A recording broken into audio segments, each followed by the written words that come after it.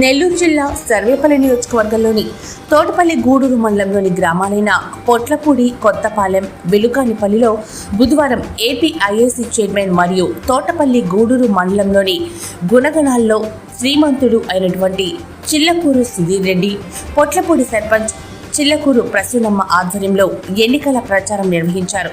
ఈ ప్రచారంలో రాష్ట్ర వ్యవసాయ శాఖ మంత్రి కాకాని గోవర్ధన్ రెడ్డికి అడుగడుగున బ్రహ్మరథం పట్టారు. ఈ ఎన్నికల ప్రచారం గెలిచిన తర్వాత జరిగే విజయోత్సవ ర్యాలీ తరహాలో నిర్వహించారు. భారీ క్రేన్తో, గజమాలలు, అడుగడుగున మహిళలు మంగళహారతులతో, బాణసంచాలతో అంగరంగ వైభవంగా ఈ ప్రచారం నిర్వహించారు. మంత్రి ఈ ప్రచారంలో ఉత్సాహంగా, ఉల్లాసంగా పాల్గొన్నారు. ఈ సందర్భంగా ఆయన మాట్లాడుతూ, గతంలో సోమిరెడ్డి రైతుల ధాన్యానికి గిట్టుబాటు ధర కల్పించకుండా మిల్లర్ల దగ్గర, ధాన్యం దళారుల దగ్గర, వ్యాపారుల దగ్గర సుమారుగా 50 కోట్ల రూపాయలు ముడుపులు మింగేసి మా గొంతు కోశాడు అంటూ సర్వేపల్లి రైతులు ఆగ్రహం వ్యక్తం చేశారని ఆయన తెలియజేశారు. అయితే నియోజకవర్గ ప్రజలు 13వ తేదీ జరగబోయే ఎన్నికల్లో ఫ్యాన్ గుర్తుపై ఓట్లు వేసి అత్యధిక మెజారిటీతో గెలిపించాలని ఆయన కోరారు. ఈ ప్రచార కార్యక్రమంలో స్థానిక యువత అడపాల అవినాష్ రెడ్డి, పోలంరెడ్డి శ్రీకాంత్ రెడ్డి, చిట్టమూరు శివకుమార్ రెడ్డి, సయ్యద్ ఇజాజ్, లేబూరు సురేష్, నావూరు సాయి కుమార్, సాయి తేజ, జొన్నవాడ అజేం, గురునాథం, తాత బాను, నెల్లూరు ఆకాష్, నావూరు రఘు మండల నాయకులు, గూడూరు విష్ణుమోహన్ రెడ్డి, వైఎస్ఆర్సీపీ మండల అధ్యక్షులు ఉప్పల శంకరయ్య గౌడ్, ఇస్నాక రమేష్ రెడ్డి, మాజీ సర్పంచ్ దుంపల అశోక్, మండల వైకాపా ముఖ్య నేతలు, కార్యకర్తలు అధిక సంఖ్యలో పాల్గొన్నారు. కాబట్టి ఇప్పుడు నువ్వు తొందరపడితే ఒకవేళ ముఖ్యమంత్రి గారు నువ్వు చెప్పినటువంటి పని చేసినా, గోవర్ధన్ అని చెప్పినటువంటి ఒక పెద్ద పని చేసేసా కాబట్టి ఆయనకి మంత్రి పదవిలో స్థానం ఇవ్వకపోయినా పర్వాలేదనేటువంటి ఆలోచన చేస్తాడేమో, తొందరపడొద్దు అని చెప్పారు. ఒక్క సెకండ్ కూడా ఆలోచన చేయకుండా చెప్పా, నాకు మంత్రివర్గం మీద మోజు కన్నా నా నియోజకవర్గ ప్రజల ప్రయోజనాలే నాకు ముఖ్యం అని చెప్పడం జరిగింది. కాబట్టి నియోజకవర్గ ప్రజల ప్రయోజనాల కోసం పోరాడతాం తప్ప మంత్రివర్గాన్ని అవసరమైతే మంత్రి పదవిని సంతోషంగా వదిలివేసుకోవడానికి ఇష్టపడతాను, దాన్ని ఆశించను అని చెప్పడం జరిగింది. దానివల్లనే ఈరోజు మనం సర్వేపల్లి నియోజకవర్గాన్ని నెల్లూరు జిల్లాలో కొనసాగించాం. ప్రజాసేవకుడు అనేటువంటి వ్యక్తి ప్రజలకు సమస్యలు వచ్చినప్పుడు పరిష్కరించేటువంటి వాడు కాదు, ముందు చూపుతో ప్రజలకు సమస్యలు ఉత్పన్నం కాకుండా చూడగలిగినటువంటి వాడే ప్రజాసేవకుడు. ఆ విధంగా చేసినటువంటి మీ ఇంటి బిడ్డను నేను అని చెప్పి మీ అందరికీ సందర్భంగా తెలియజేస్తున్నాను.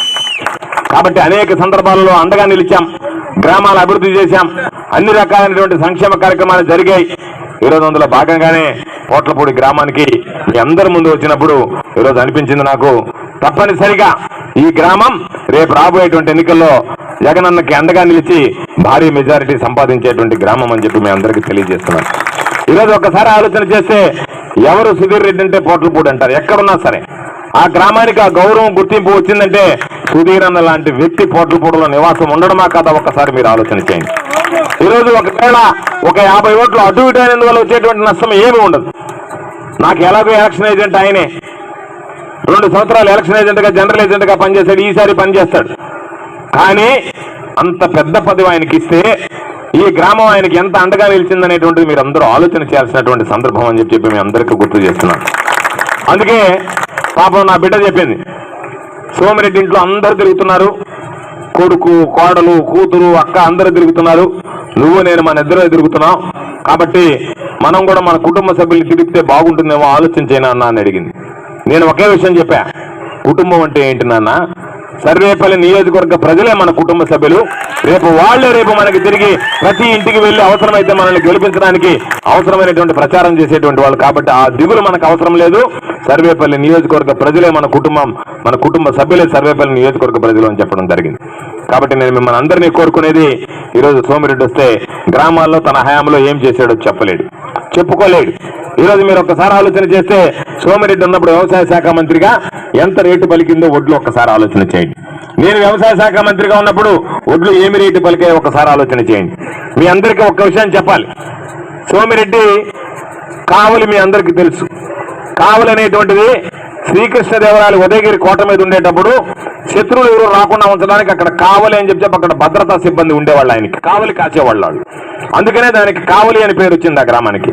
దానిని సోమిరెడ్డి ఎంత ముద్దుగా వాడుకున్నాడు అంటే ఆ కావలిని రవాణా శాఖ అధికారులను అక్కడ పెట్టాడు. ఏదైనా బయట జిల్లాల నుంచి లారీలో ఖాళీ బస్తాలు వేసుకుని కానీ వస్తే రవాణా శాఖ అధికారులు అక్కడ ఆపి చూస్తారు. ఖాళీ బస్తాలు కనపడితే వీళ్ళు నెల్లూరులో ధాన్యం కొనడానికి వచ్చినట్టు లెక్క.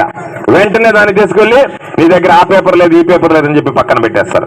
ఏదైనా అదుపు తెప్పి ఒక బండి వచ్చి ధాన్యం కొనుక్కొని వెళితే రిటర్న్ లో ఆపుతారు.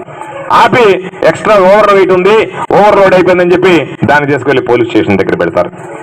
50 కోట్ల రూపాయల రైస్ మిల్లర్ల దగ్గర, ధాన్యం దళాల దగ్గర, వ్యాపారాల దగ్గర కొట్టేసి రవాణా శాఖ అధికారుల్ని పోలీసులను ఉపయోగించి ఇక్కడ ఈ ప్రాంతానికి సంబంధించి ధాన్యం కొనకుండా నెల్లూరుకి సంబంధించినటువంటి మిల్లర్లు, దళారులు, వ్యాపారులు రింగై 12,000 నుంచి 13,000 రూపాయలకు పుట్టు ధాన్యం దోచుకున్నారో లేదా ఒక్కసారి మీరు ఆలోచన చేయండి.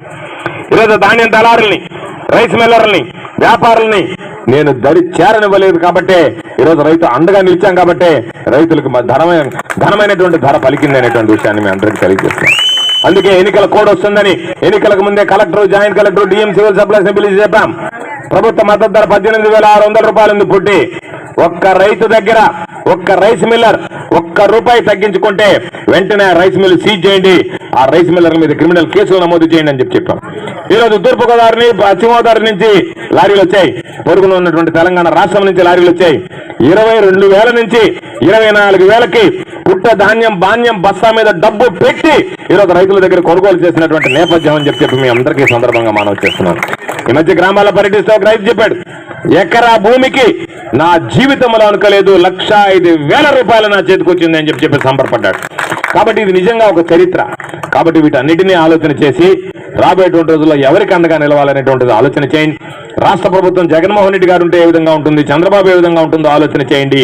శాసనసభ్యుడిగా మీ సేవకుడిగా నేనుంటే ఏ విధంగా ఉంటుందో, సోమిరెడ్డి ఏ విధంగా ఉంటే ఏ విధంగా ఉంటుందో ఆలోచన చేయండి.